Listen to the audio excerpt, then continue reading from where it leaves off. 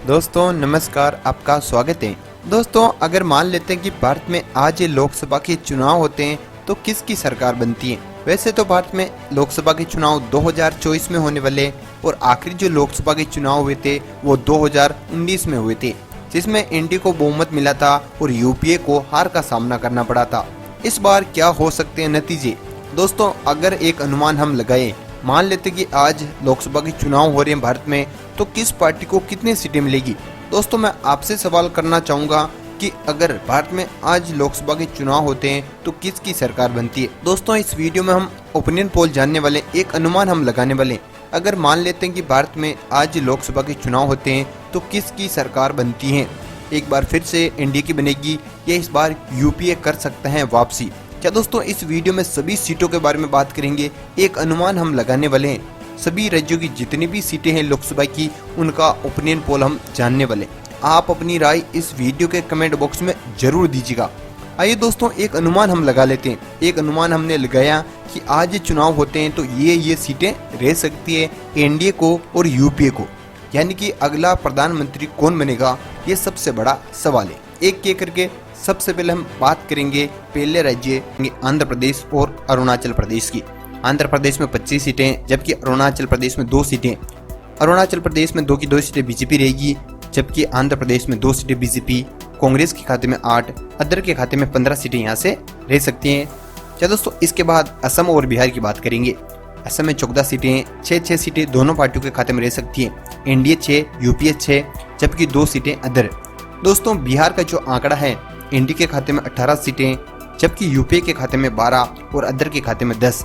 बिहार का आंकड़ा आप देख सकते हैं, असम में भी कुछ 6 सीटें रह सकती हैं। दोस्तों इसके बाद छत्तीसगढ़ और गोवा की बात कर लेते हैं। तो छत्तीसगढ़ में 11 सीटें, गोवा में 2 सीटें। हमारे हिसाब से गोवा की 2 की 2 सीटें यहाँ से इस बार यूपीए ले जा सकता है, जबकि छत्तीसगढ़ की 11 में से 6 सीटें बीजेपी, 5 सीटों पर यहाँ से कांग्रेस आ सकती है। दोस्तों छत्तीसगढ़ में कांग्रेस इस बार अच्छा प्रदर्शन करती हुई नजर आ रही है। अब तक हमने 94 सीटों के बारे में जानकारी ली है। दोनों पार्टियों में अच्छी खासी टक्कर हमें देखने को मिल रही है। एक हम अनुमान लगा रहे हैं, 34 सीटें एनडीए, 33 सीटें यूपीए, 27 सीटें अदर।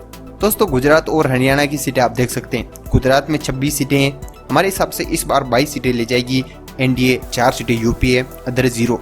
हरियाणा की बात करूं तो हरियाणा में इस बार किसान आंदोलन का पूरा असर देखने को मिल सकता है। जैसा कि बीच में खबर भी आपको देखने को मिलेगी, बीजेपी नेताओं का लगातार विरोध का सामना करना पड़ रहा है। तो लोकसभा चुनाव में हमने हमारे अनुमान के मुताबिक यहाँ एनडीए को 2 सीटें दी, जबकि यूपीए को 8 सीटें दी। क्या दोस्तों इसके बाद हिमाचल प्रदेश और जम्मू कश्मीर की बात करेंगे। हिमाचल प्रदेश में 4 सीटें, 2 सीटें दोनों पार्टियों के खाते में रह सकती हैं। जम्मू एंड कश्मीर में 6 सीटें, 1 सीट एनडीए और इसके अलावा यूपीए 5 सीटें, अदर 0। इसके अलावा झारखंड और कर्नाटक की बात कर लेते हैं। झारखंड में 14 सीटें हैं, 5 सीटों पर एनडीए, 8 सीटों पर यूपीए, जबकि 1 सीट पर अदर। यहाँ का जो आंकड़ा है वो कुछ इस प्रकार रह सकता है। कर्नाटक की मैं बात करूँ तो कर्नाटक में 28 सीटें हैं, हमारे हिसाब से 7 सीटों पर एनडीए, 15 सीटों पर यूपीए, जबकि 6 सीटों पर अदर पार्टी आ सकती है। अब तक हमने 184 सीटों के बारे में जानकारी ली है दोस्तों, जहाँ पर 73 सीटों पर एनडीए, 77 सीटों पर यूपीए, जबकि 34 सीटों पर अदर पार्टी आ सकती हैं। दोस्तों इसके अलावा हम केरल की बात करें तो केरल में इस बार 20 सीटों में से एनडीए का खाता एक बार फिर से नहीं खुलेगा। क्या दोस्तों दोनों लोकसभा चुनाव की मैं बात करूं, पिछले 2014 लोकसभा चुनाव और 2019 में तो खाता बीजेपी का नहीं खुला था, और इस बार भी 20 में से 13 सीटें यूपीए, 7 सीटें अदर। मध्य प्रदेश की 29 सीटों में से इस बार कांग्रेस 5 यानी कि यूपीए 5 और बीजेपी यानी कि एनडीए 23, 1 सीट अदर। दोस्तों महाराष्ट्र की मैं बात करूं तो महाराष्ट्र में टोटल 48 लोकसभा सीटें, 48 में से देखूं तो 27 सीटों पर एनडीए, 18 सीटों पर यूपीए, जबकि 3 सीटों पर अदर पार्टी आ सकती हैं। मणिपुर की बात करूं तो मणिपुर में 2 की 2 सीटें एनडीए ले जा सकती हैं। क्या दोस्तों मणिपुर का आंकड़ा कुछ इस प्रकार रह सकता है, आप देख सकते हैं। अब तक हम देखें तो 283 सीटों में से 125 सीटों पर एनडीए, जबकि 113 सीटों पर यूपीए, वहीं 45 सीटों पर अदर पार्टी आ सकती है। दोस्तों मेघालय और मिजोरम की बात कर लेते हैं। मेघालय में 2 सीटें हैं, मिजोरम में 1 सीट है, 2 की 2 सीटें मेघालय की एनडीए, 1 सीट जो मिजोरम की है वो यूपीए के खाते में जा सकती है। नागालैंड और उड़ीसा की मैं बात करूँ तो नागालैंड में 1 सीट है जो कि यूपीए यहाँ से ले जा सकती है, और उड़ीसा का जो आंकड़ा है 5 सीटों पर एनडीए, 6 सीटों पर कहीं ना कहीं यूपीए, इसके अलावा 10 सीटों पर अदर पार्टी यहाँ से हावी हो सकती है। पंजाब और राजस्थान की मैं बात करूँ तो पंजाब में 13 लोकसभा सीटें 1 पर रह सकती हैं यहाँ से एनडीए, क्या दोस्तों किसान आंदोलन का असर देखने को मिलेगा? पिछले 2 चुनाव में भी कोई खास सीटें एनडीए को नहीं मिली थी, 2 सीटें मिली थी दोनों बार। इसके अलावा 12 सीटें यूपीए, राजस्थान की 25 में से 20 सीटों पर एनडीए। जी दोस्तों, राजस्थान में बीजेपी लगातार अच्छा प्रदर्शन करती आई है और इस बार यूपीए के खाते में 5 सीटें जाने का अनुमान है हमारे हिसाब से। दोस्तों सिक्किम की बात करूँ तो 1 सीटें जो कि यहाँ से यूपीए निकाल सकते हैं। दोस्तों अब तक हम देखें तो 346 सीटों के बारे में जानकारी हमने ली है। हमने एक अनुमान लगाया है। 153 सीटों पर एनडीए, 139 सीटों पर यूपीए, 55 सीटों पर अदर पार्टी रह सकती हैं। दोस्तों दक्षिण भारत की तरफ हम चलते हैं तो तमिलनाडु और तेलंगाना की बात करेंगे। तमिलनाडु में 38 सीटें हैं, 1 पर एनडीए, 31 सीटों पर यूपीए, 6 सीटों पर कहीं ना कहीं अदर पार्टी रह सकती है। जी हाँ दोस्तों, तमिलनाडु का आंकड़ा आपके सामने है। तेलंगाना का आंकड़ा की बात करूँ तो 17 में से 2 पर एनडीए, 13 सीटों पर यूपीए, 2 सीटों पर अदर। हमारा अनुमान यही कहता है कि तेलंगाना की 17 सीटों और तमिलनाडु की 38 सीटों का आंकड़ा कुछ इस प्रकार रहने वाला है। दोस्तों त्रिपुरा और उत्तर प्रदेश की मैं बात करूँ तो त्रिपुरा में 2 सीटें, एक सीट दोनों पार्टियों के खाते में चली जाएगी। जबकि उत्तर प्रदेश की बात करूँ तो 80 में से 50 सीटों पर इस बार एनडीए रह सकता है। दोस्तों धीरे धीरे उत्तर प्रदेश में ग्राफ नीचे आ रहा है। मैं देखूँ तो 80 में से इस बार 50 सीटें आराम से बीजेपी निकाल सकती है। पिछली बार 62 सीटें मिली थी, उससे पहले 2014 में 71 सीटें जीतने वाली बीजेपी इस बार 50 सीटें आराम से निकालेगी।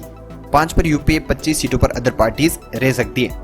उत्तराखंड और वेस्ट बंगाल की बात करूं तो उत्तराखंड में 5 है और उत्तराखंड में देखूं तो 4 पर एनडीए, 1 सीट पर यूपीए। इसके अलावा वेस्ट बंगाल की 42 सीटों में से 19 पर एनडीए, 3 सीटों पर यूपीए, 20 सीटों पर अदर पार्टीज। वेस्ट बंगाल की मैं बात करूं तो 2019 में बीजेपी ने अच्छा प्रदर्शन किया था और हमारे हिसाब से इस बार भी लोकसभा चुनाव में तो 19 सीटें आराम से निकाल सकती हैं। पिछली बार 18 सीटें यहाँ से जीती थी। दोस्तों 531 सीटों के बारे में हमने जानकारी ली है। 230 सीटों पर एनडीए, 193 सीटों पर यूपीए, 108 सीटों पर अदर। दोस्तों आपको बता दूं कि किसी भी पार्टी को केंद्र में सरकार बनाने के लिए 272 सीटों की आवश्यकता होती है। अभी तक किसी भी पार्टी को बहुमत नहीं मिल रहा है, लेकिन एनडीए को सबसे ज्यादा सीटें जाती हुई नजर आ रही हैं। लेकिन यूपीए पिछले 2 लोकसभा चुनाव से अच्छा प्रदर्शन कर सकती है। अंडमान निकोबार और चंडीगढ़ की एक सीट की बात करूं तो चंडीगढ़ की 1 सीट यूपीए, जबकि अंडमान और निकोबार की 1 सीट बीजेपी यानी कि एनडीए। दोस्तों दमन और दीप और लक्षद्वीप की बात करूं तो दोनों में 1 सीटें।